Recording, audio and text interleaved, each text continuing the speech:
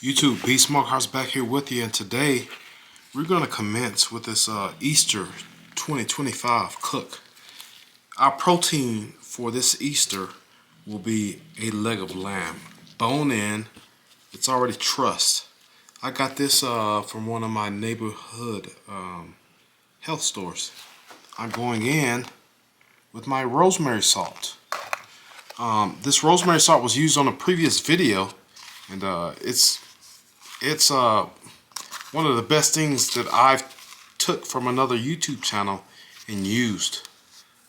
Simply put, it is equal parts rosemary pulled off the stems and salt and blended, and that's what gives it its green tinge. Rosemary goes perfectly with this lamb roast, and so I'm getting a bit of a late head start as usual, and then I'm going to go ahead and just start getting this rubbed down with this rosemary salt.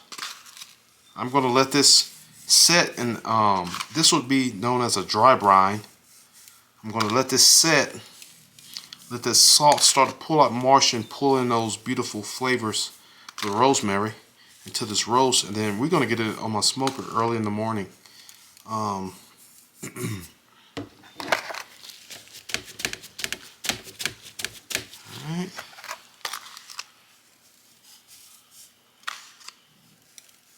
Just want to get it. This is the easy part.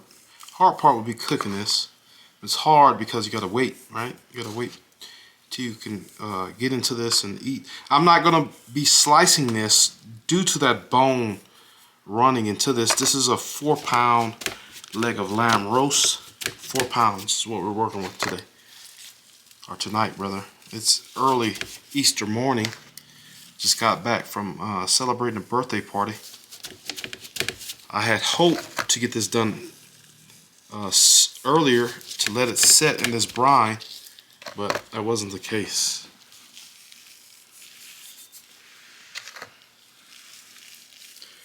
Earlier today, I made some potato salad.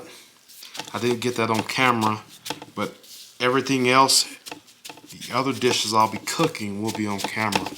I've got some collard greens that I've already cleaned. I cleaned them with vinegar and salt. I've got, I'm gonna do some homemade rolls, and then we're also gonna be making some mac and cheese. The mac and cheese won't be on camera.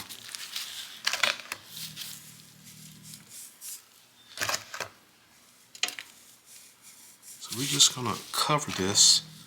It's a big piece of meat. Again, it's 4 pounds. I'm going to take this to pulling temperatures. So this will really, because of that bone running through the middle of this, slicing is not really going to be optimal. So what I'm going to do, I'm going to let this sit in dry brine, and then when I put it on my smoker tomorrow morning, or this morning, I am going to take it into pulling temperatures.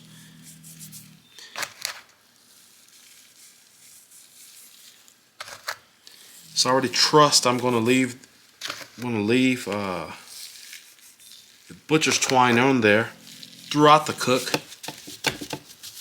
They trussed it for a reason, and me taking this twine off, more than likely, it's going to have this split and have unequal pieces on my smoker, and I don't want that. I mean, a lot of pieces will be done prior to some of these larger parts getting done. Looks like a lot of salt, but it's a 4-pound piece of meat.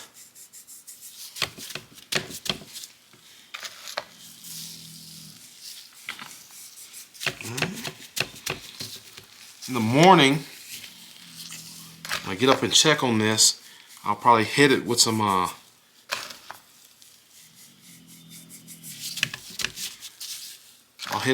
oil, and then get my other seasonings on here. Those other seasonings won't be salt based. Alright, so that's that. And then we're gonna stand it up. You see that? It's a beautiful roast.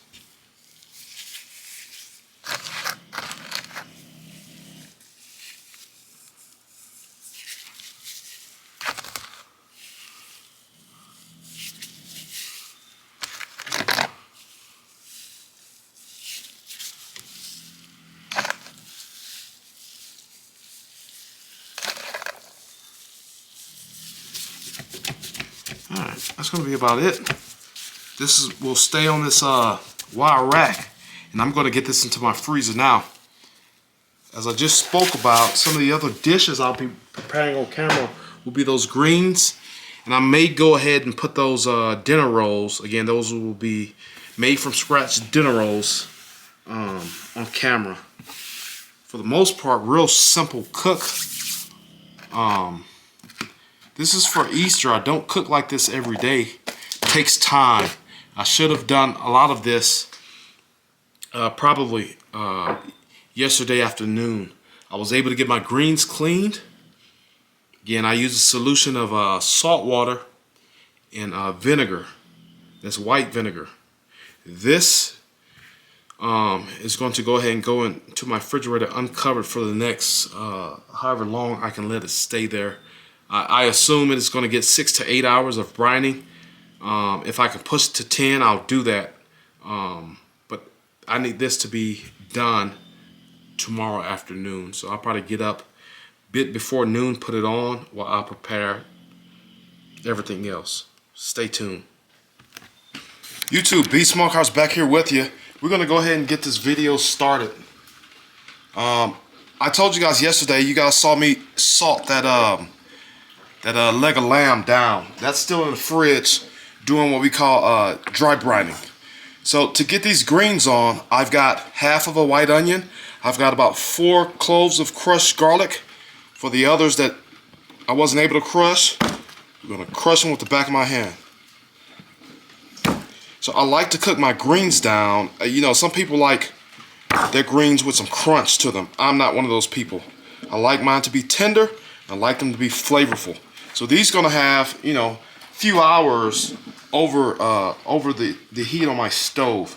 Some of the other stuff I have here, I've got a piece of smoked ham. This is for seasoning, right? I made my own chicken stock. See that right here? That chicken stock has enough flavor, but what I like from the actual smoked protein that I usually use with my greens is I like the smoked portion of it. It's real subtle, but it adds a depth of flavor to your greens. All right? And of course, I've got the greens. These were cleaned and cut up yesterday. They've been sitting in my fridge. I wasn't able to close this one because this Ziploc bag is over full. I cleaned them using salt and vinegar. I rinsed them like 4 or 5 times until the water is clear. You're going to see green because, you know, cut up green things emit the color green. So that's all that was in the water. So these are clean, no dirt. They were dirty before.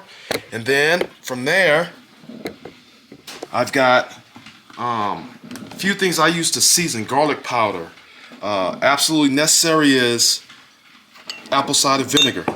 All right, this helps tenderize, and it also helps get some of those earthy flavors out. However, you don't need a lot. You really only, over the process of this cooking, using a cap full. I've got garlic powder, of course. I've got onion powder, black pepper, and then either you can go with beef base or chicken base. I usually do a beef stock for this. Yesterday I was able to go in and thaw out some chicken drumsticks that I had, and that's what I use to make my chicken stock. All right, so here's what we're gonna do. I was taught when making greens that you need fat, and more fat. It helps with the pot liquor, right? Pot liquor is that juice. So I've got, again, a fat. That's beef tallow, all right? We're gonna start this off with searing onions. All right, follow me. We're also gonna go down with that garlic. It won't be in it that long, so that garlic won't have time to burn. All right, grabbing me a wooden spoon. And for now, we're gonna sear off. We're gonna sear it off. All right, now I'm going to be, you know, vlogging pretty much everything I do today in an effort to go ahead and get our Easter dinner done. All right, so while that's going, we're gonna go ahead and get this turned down because I'm gonna start introducing my greens. Doesn't take long, right? And these are gonna cook down. All right. So stay tuned while I get these greens. Got you here with me. So here's what we're gonna do. I'm also gonna go in with my, it smells good. And you want the bone. See, that has a large bone in it. All right, it's going in. So had I not made my chicken base or chicken stock, I would fill this to the brim with water and get the flavors off this marinating into that water. That's what's ultimately going to season our greens. It'll make this harder than it needs to be, guys. Now, every time I make greens, generally my recipe is a bit different. My grandmother's the one that taught me to make greens. Also, she had, you know, some recipes that she used to write down, and she would commit those to memory. I'm not as good yet. Getting there, but not as good yet. All right, let me set you guys down so we can start introducing some of these greens. This is a real easy green cut. I say easy for me. I've been doing this for a while, but so these are gonna cook down. They look like a lot now. I've got 2 bags. These are gonna cook down. You gotta remember, the majority of greens is moisture. And that's just not collard greens. These are collard greens, all right? It's moisture. So as they cook down, release moisture, help me form that pot liquor along with some of that fat I have in there, and some more fat I'm going to add. So I won't be able to add that other bag until this cooks down some, and that's fine. So, but in the meantime, to help this cook down, we're gonna use salt. I don't season until the end. However, we're going to get this salt in there to help break these down. Salt helps extract moisture, right? Salt also helps extract moisture from some of those cell walls.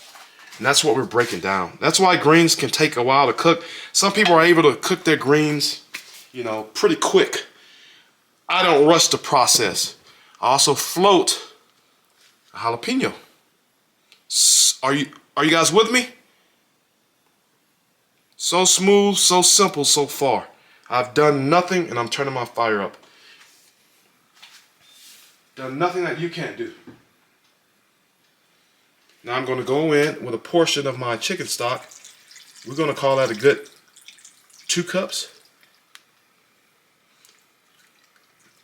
Good 2 cups. So if you add too much moisture, what will happen is these greens will start to float. That chicken stock is unseasoned, by the way. But these greens will start to float. You don't necessarily want that. It's not the worst thing in the world. You don't want that. So now, I reserve seasoning until the end. I did put a few light pinches of salt in there to help those cell walls start breaking down. I'm going to get a top for this. We're going to cover it.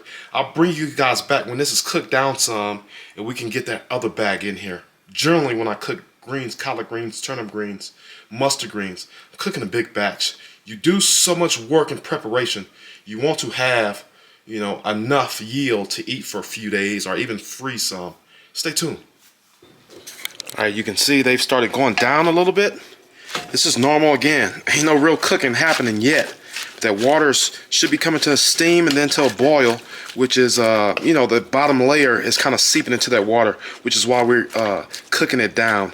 Notice I didn't go too heavy with that chicken stock. These greens are going to give off a lot of water. I float a jalapeno pepper in here because over time this will soften up and it will burst. Not going for it to burst, but if it does, again, that's more flavor. I'm only using 1. These don't tend to be too hot, right? In comparison to all that we have in this pot. So I'm going to get the other bag of greens, and we're going to get it down in here.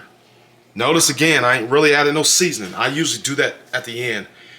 Generally, with greens, you start salting up front heavily, then you're going to over salt. It's best to let everything get tender and done, and then you go in with your seasonings.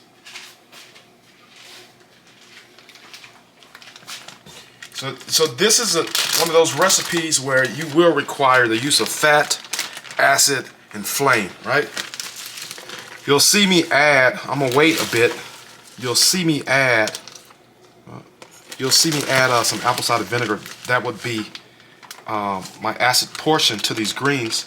You can use white vinegar, right? I've used both. Again, I don't have a set recipe. I do what I do when I feel like doing it, right? I'm not necessarily constrained to a recipe, and my greens generally always come out well. Minus my seasonings, right? I tend to be heavy, overly heavy with the salt.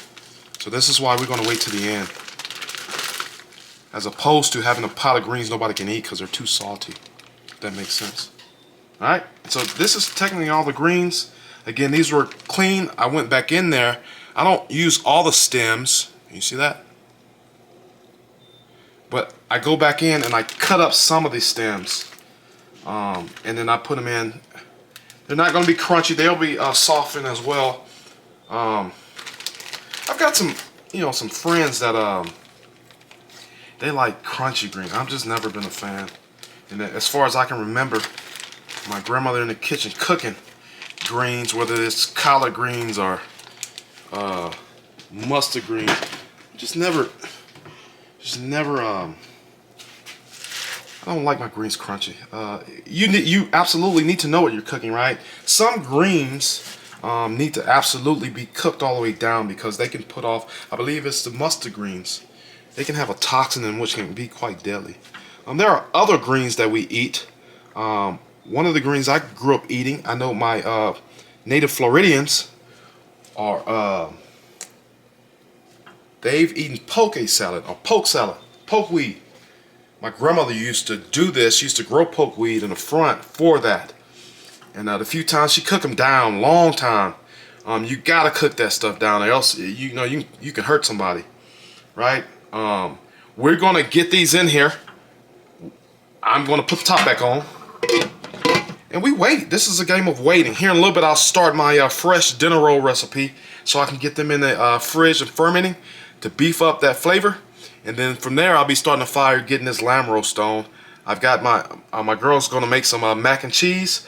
Yesterday, I made potato salad, so we put it all together. Hopefully, I am trying to videotape or vlog this whole experience. I do a lot of cooking, and sometimes, unfortunately, I don't feel like recording. I figured today is Easter. Let's give somebody some ideas. I probably could have did this last week or a few days ago. Let's give people ideas on some of the things they can do. All this stuff, I'm out here in El Paso. I was able to find collard greens, and these I got from the health store, because these are a healthy food item. However, after I get done with them, probably ain't gonna be as healthy as they were meant to be, but they will be delicious and gone.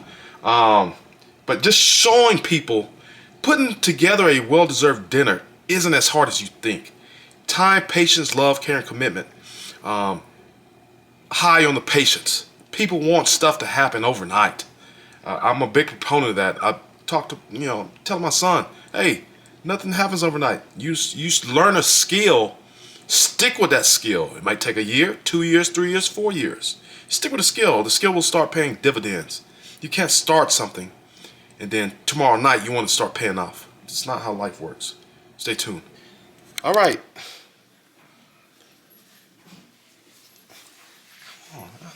All right, we're going to go ahead and knock these dinner rolls out. I've got my daughter here helping me. So what she's going to do first, she's going to add in our milk and yeast mixture.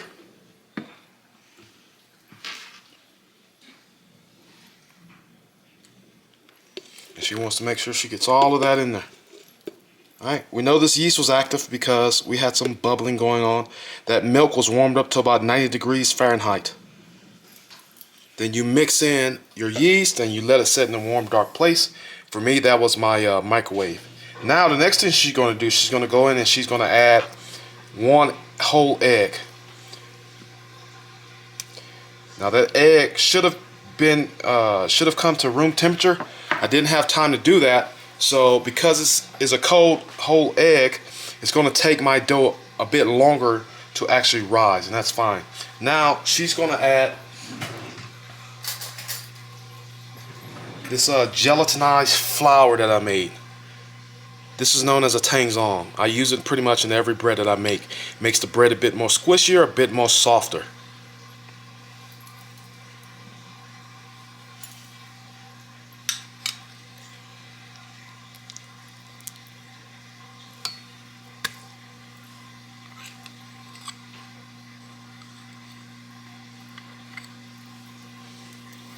She being careful.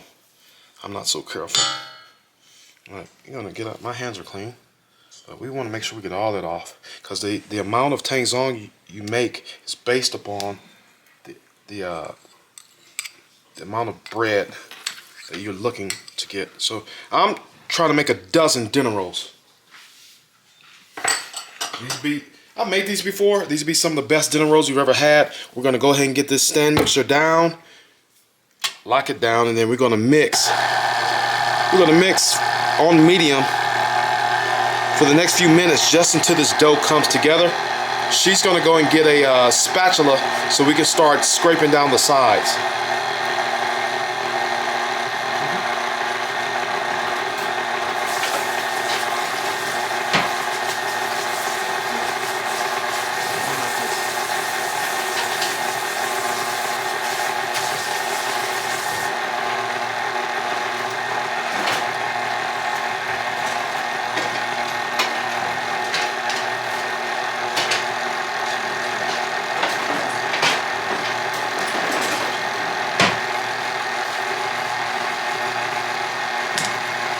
All right, this has been mixing for like 30 seconds to a minute. We'll let it keep going. We're gonna stop it so we can scrape down these sides. And that's generally one of the things that you'll see with these stand mixers. You want everything to be incorporated, so you have to scrape down the sides, especially when making a dough. You don't want flour pockets, or pockets of dry flour. It hasn't been mixed yet. So we give it a hand, and then we put it down, and we get back to mixing.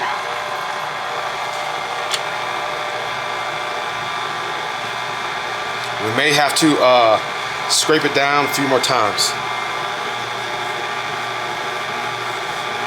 So again, I told you guys, so I'm making Easter dinner. A lot of the stuff I did start yesterday, but there are some things, like this dough I probably should have started last night and let it sit in my fridge in what they call ferment. It emboldens or deepens the flavor of your bread. Overall, you get a better product. While I'm mixing this, if I find out that it's too dry, then I will introduce some moisture in the form of water, generally. So we're gonna stop it. Again, give it another mix. We need to make sure everything is coming together. Sometimes I will pull it out and mix with my hands and put it back into the bowl. However, in an effort to keep things clean, or as clean as possible, because eventually I gotta take it out. All right, and we're gonna get it back down, and we're gonna.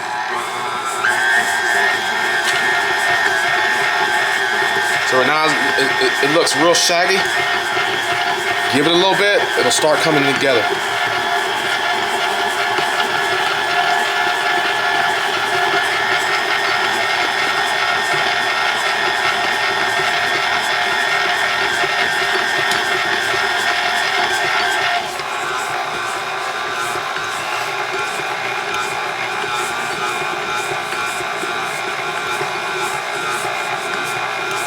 Smell it already. It smells like a dough. But generally, when I start adding in, because it has sugar in it, so we would call this an enriched dough. Sugar, high volume butter. Right, we're gonna stop it. Now I'm gonna go in with my hands because it's taking a while for all this to come together. So I'm gonna take it off. We're not done mixing yet. However, before I add my butter, because the butter is gonna break this dough again. And then part of the process is for it to come back together. And if I never get there, then I can't add the butter. Or I could, but it's just going to be a gloopy mess for a little bit. Alright, here's what we're looking like. We still got a ways to go. I still have some unused flour in here. So as I knead this dough, I am making sure that it picks up that flour. Alright?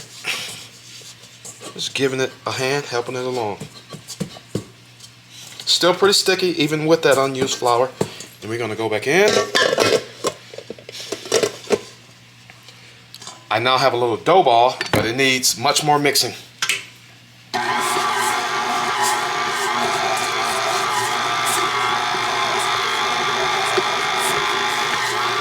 See now the dough ball's holding together?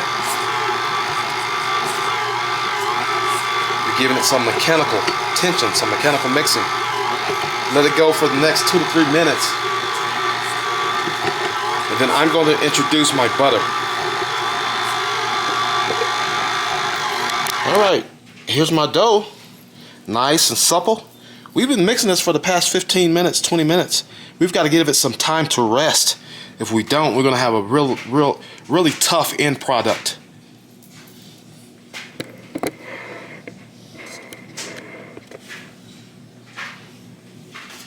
I've got a buttered pan. It's my restaurant pan. You might see bubbles in this because of that yeast. It is active. We're going to take this seam side down and get into this pan. I'm going to cover this pan with a saran wrap. I'll bring you guys back for my next step, whatever that may be, in the process of cooking my Easter dinner. Alright, my collard greens are looking good. Not too much longer on this before I start seasoning them, and then I start hitting them with my the vinegar and whatever else I'm going to do to it. I've got those dinner rolls here, proofing. This is the first initial proof. You can see that dough has expanded. That's what we're looking for. It's got another 50 minutes on it. And then we're going to portion those out, get the dinner rolls shaped and into their vessel to proof maybe for another 30 to 45 minutes. So we can get some rise on them and those dinner rolls can actually start touching. Collard greens smelling mighty delicious already. And again, I have not put any. The only seasonings in there now is the tiny amount of salt I put in there, and then that smoked piece of ham and that hot bone, right? I've got, again, the other ingredients I'm going to use. We'll get to that shortly. I did just start a fire.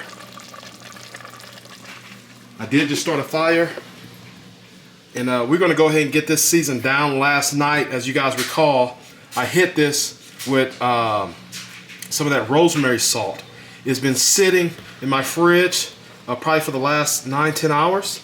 Then it's been sitting here for the last 30 minutes to an hour. If you hear anything in the background, that's washer and dryer going. I do apologize for the noise. Alright, so let me get you guys set up.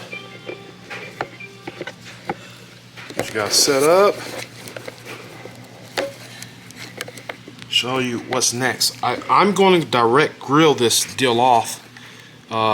Again, I'm using Weber Smoky Mountain. It's one of the most versatile tools I have in my barbecue arsenal. My daughter's going to help me to get this thing rubbed down. Of course, you know, we're going to hit it with some 16 mesh black pepper. And I've got 2 of my favorite seasonings.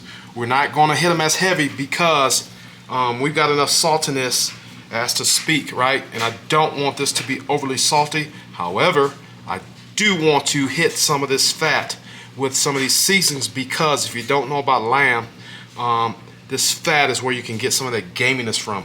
I am pulling this, so I will have the opportunity to get some of that fat out of there once this is pulled. I'm going to go and hit it with some oil. In this case, I believe this is grapeseed oil. That's fine. And then my daughter's going to get in here with her hands along with me, and we're going to rub this down, trying to get the oil everywhere. We're using oil as a binder. That salt has done its job and has made the outside a bit dry, along with that cool air. Come on, Cece, don't be scared. Get in there and rub it. You're not going to hurt anything. So this salt, this oil is acting as a binder, right? That's all right. Now we're going to flip it, and then I thank God that this is truss, because it would be a monster to try and handle and get together myself. Alright, we're going to do the same thing on this side. So I can tell that this dry brine, the salt brine, has worked, because the texture and color of that meat has changed. So the point was to drive that salt down to the bone. And we do that by the overnight dry brine. I probably could have went a little longer. Hell, this probably could have went for 2 days. All right. So now that we've done that, we're going to start hitting it with first we're going to go in with some black pepper. All right. Black pepper, 16 mesh, and we're going to keep it moving. I don't want much. This roast is big. It's not that big. I believe this was a 4-pound roast. Make sure you guys can see what I'm doing. CC, you're going to do the next one. Alright, then we pat it in. See that? Get it patted in. If we can get a bark on here, excellent. If not, not too worried about it. That bark is going to get shredded anyway.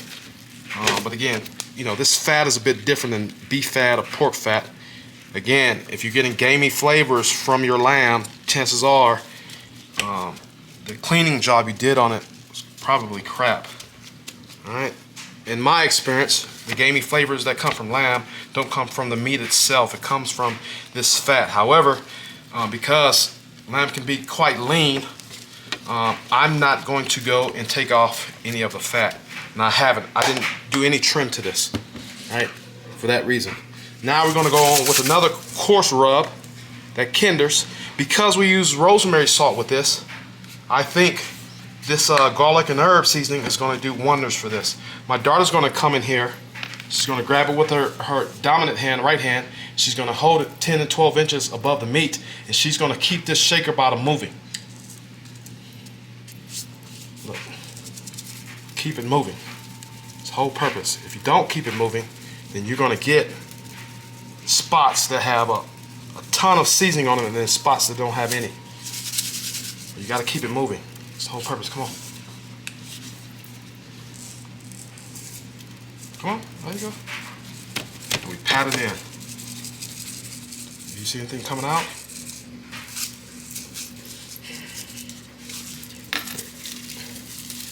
Alright, that's good for that side.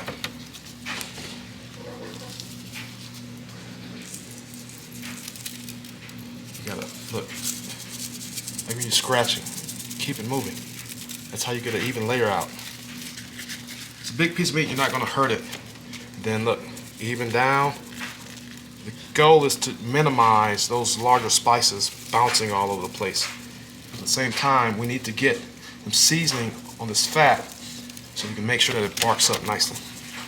Catches that smoke and barks up.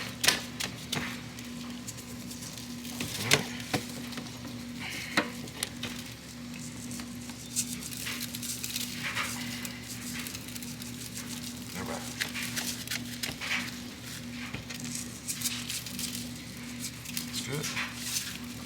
Notice I'm not rubbing, I'm patting it in, making sure it stays. I think that's going to be, we already got all that. Now I'm going to finish it off with some Uncle Chris's Gourmet Steak Seasoning. This has a topper.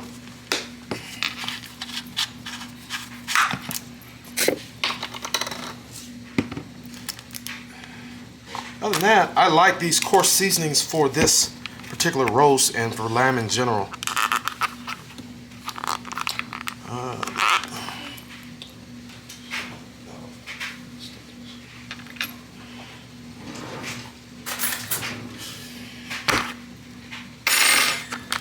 Alright. We're going to hit it off with this topper. Again, this is my presentation side. So we're going to, again, start seasoning this bottom side first. You don't want to go too heavy because, again, a lot of this stuff already has salt or MSG in it, right? But just want to make sure that we get the outside pretty heavily because this is being pulled. So besides the salt we put on before, the outside or the inside will really not have anything, which is why we want to make sure we get enough on the outside so when it's pulled, you have all those seasonings that will go into that pulled meat. Other than that, that's looking good. We're going to keep that there.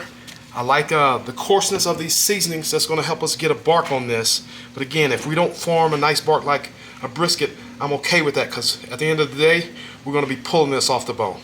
Stay tuned. Alright, I want to show you guys how we're looking. I just put the roast on. It's kind of offset. I did not put any charcoals over here, which means maybe about halfway through this cook I might have to come back and throw some more charcoal in there. Not rolling with any wood to speak of. All the smoke you see is off the charcoal. I've got a lump and some Kingsford Blue Bag in there. I like the flavor that lump gives off. And again, I don't want to be covering up any of the flavors of that beautiful lamb roast. Alright, I'm going to get the top on this. We're going to let it roll. I got it on here fairly early so it can soak up some of these beautiful smoke flavors.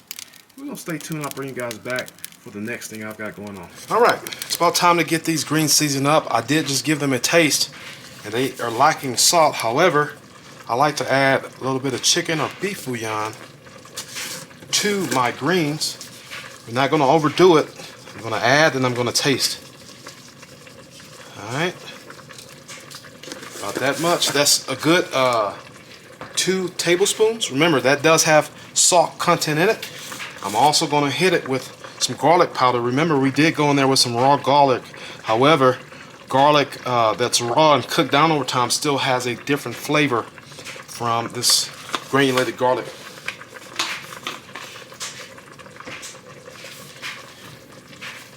Black pepper.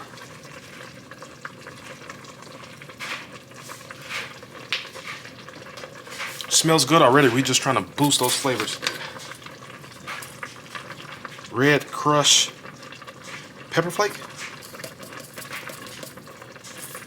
Now that jalapeno did pop. I'm sure it's going to put off just the tiniest bit of heat. So I'm going easy with the red pepper flake. I got some onion powder. Remember, this is still a big pot of greens. Then now we're going to finish it off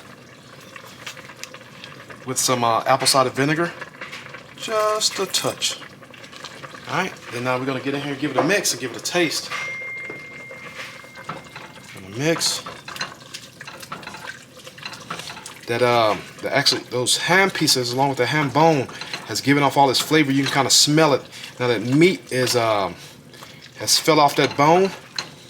And now it's all throughout the actual greens, which is what you want. I'm going to go in here right before these are finished, and I will break that meat up just so you know. Pretty much, you want that meat throughout.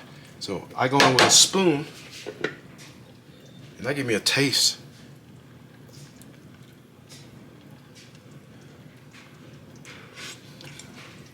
Oh, that's pretty good. Coming together. It still needs to simmer a little bit longer to bring all those flavors together. And then we're going to be adding, sometimes I will add a teaspoon or a tablespoon of sugar. We've got some acidity going on in here. These greens are earthy and acidic in nature. So I just add a little bit of sugar to kind of cut through all that acidity. And it brings that pot liquor, aka that juice, together. Stay tuned. Alright, let's get these dinner rolls knocked out.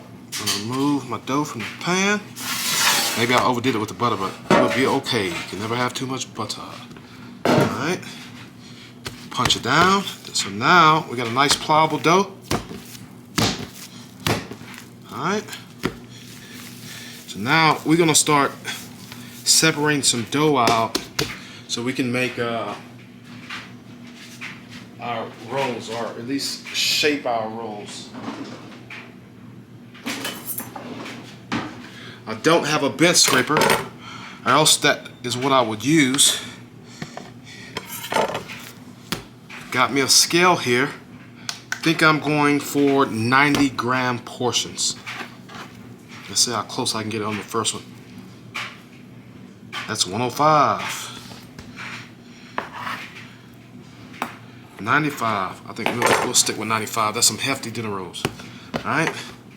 Then cut another portion off. It's 82. 95. You want to get them pretty much all the same weight. The gram measurement on the scale is a bit more thorough, it's more accurate than anything else that you can use, even trying to eyeball this, right? 103, 84, 93, that's 90, 93, 95. Alright, we're just shaping them now, but this is to keep the dough together. Let's see what we have. It's 82, 87, 88, 94, that's close enough.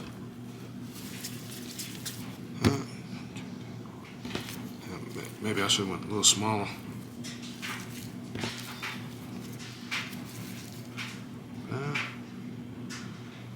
You know what, we might do 90 gram balls, because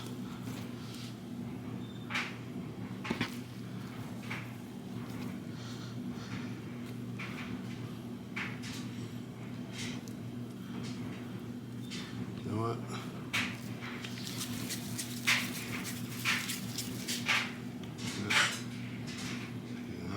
let's see,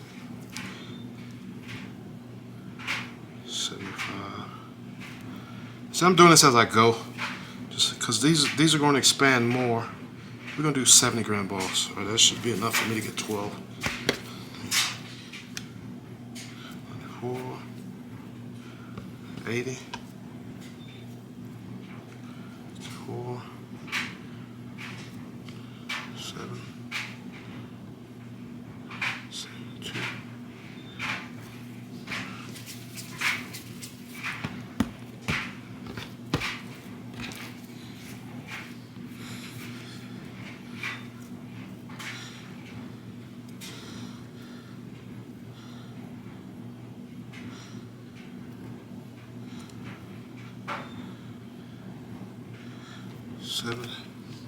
Right. Just remember, these are going to proof. One more time, this proof will be a bit shorter in nature. So don't want to make them too big, because I want to give them also, we got to account for rise and expansion in the oven.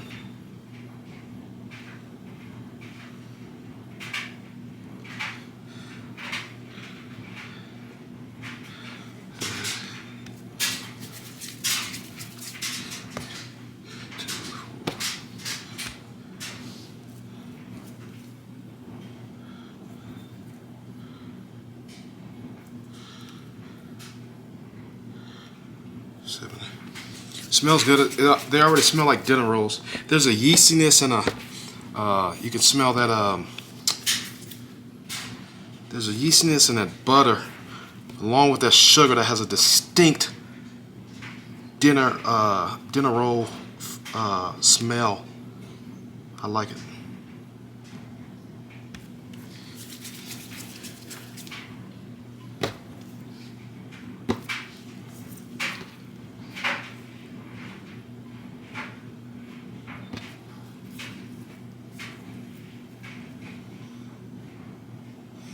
It's important to get them around the same size, because then we have even cooking in the oven. We don't have one side done before another side, or another set of rolls, which can lead to some burning and overcooking. We didn't do all this hard work to have something like that happen. 57, 71, 2, 4, 6, 8. All right, so math was a bit off, but that's okay. Now what I'm going to do, so 2, 4, 6, 8, 9 rows. I'm sure I can get 12, but now that I think about it, probably I'll be the only one eating them after today. So we're going to stay with what we have. All right, so now we're going to start taking them and give them some shape. Again, some strength building folds. And then we're going to take the crease so that we're using some friction to help us get a tight surface. And I'll keep going until it looks something like that. And you can see as I push, we've got some spring back. That's what you want. I've got a pan here I need to wipe out. It's got a bit too much butter in it.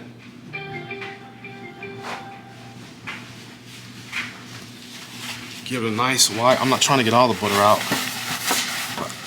And you need butter because, again, this is a restaurant pan. I don't want nothing sticking, right? So nothing's gonna stick. We got enough butter in here, but there's a lot of liquid in there. All right, and so we go straight into the pan, seam side down. All right. Then it's all over again. Now, I don't know if I'll be showing all this on camera, so I'll have a bit of editing to do because we got several different recipes in this one video. I think I'm just gonna keep it one video. Haven't done this much cooking in a day in a while, so I like for you all to get to see that nothing we do here on Beast Smokehouse is just that hard. It might take some time, might take a little effort, a little patience, but we're gonna get it done. These are better than any other rolls you're gonna find in your store. So these will have a second rise. Now we ain't gonna let them go too long for that second rise, because if you do, you know, there's a chance they could get too big. And they may look like we're cooking oversized hamburger buns instead of dinner rolls. So, alright, tuck all the edges, get it flipped over.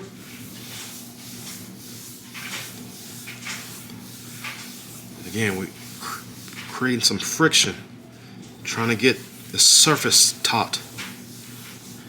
It looks something like that. Right.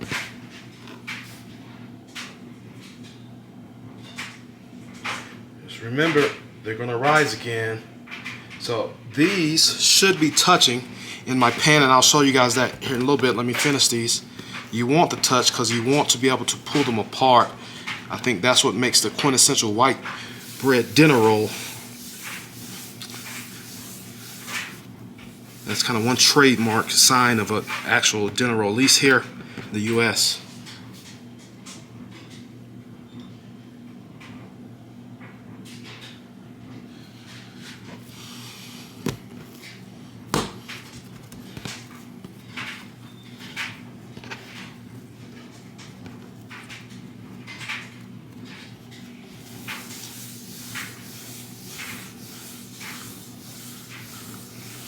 Right?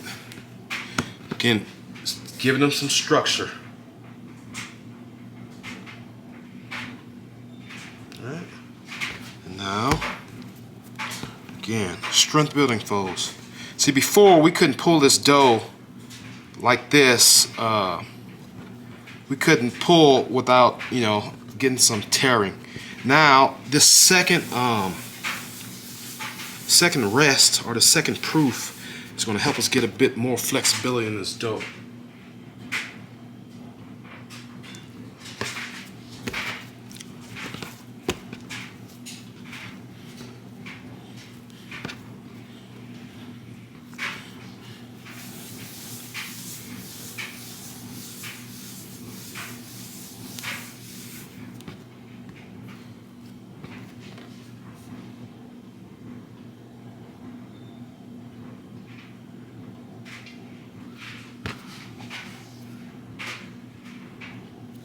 So we got 9 instead of a dozen.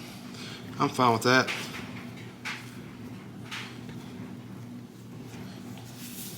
We haven't done anything too hard that you can't do at home.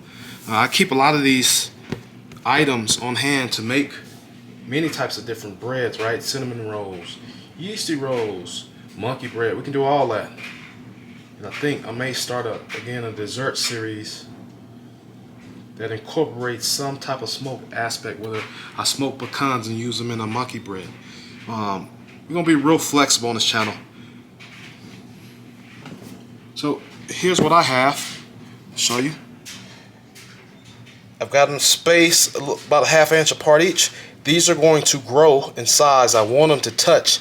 I'm gonna let them proof until they are touching, and then I'll go ahead and get my oven on and get them cooked off. I'll bring you guys back when I get these prepared. I'm going to cover these and let them continue to proof.